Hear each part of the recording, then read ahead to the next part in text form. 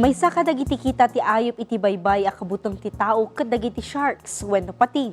Gapo kadagiti papuyaan na aramid may papan kadagitoy no sa dino taraon dati tao. Agpayso kadi dagitoy.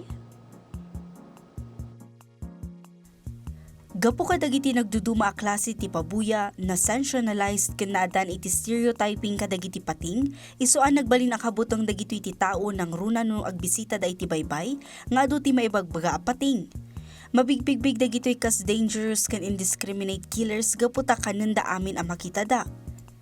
Ngem kinapudno na dagiti pating ti kaadwan a biktima. Tinawon a patpatayen daytoy dagiti mangalap tapno masuplayan ti pagkasapulan iti shark fins, araman ti sopas ken daduma a taraon. Gapo ditoy, mangiturong daytoy iti overfishing ken illegal fishing, amang busbus iti populasyon dagiti pating iti entero a lubong. Ita, amon tayo ti Pudno iti likod dagiti myths may papan kadagiti pating. Umuna a shark myth, dadakkel ken adan iti natatadem ang ngipon dagiti amin a pating.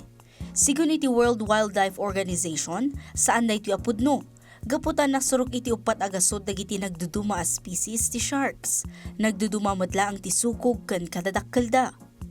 May kadwa, mangmangan ti tao dagiti pating. Saan napaset iti daya ti pating dagiti tao? Kadaw yan nga agbirok dagiti shark iti taraon da a kadakkel ti tao kas kadagiti seals wenno dolphins. Kadwa nakita ti pating ti mangan iti ikan wenno awan durina kas iti pusit wenno clams.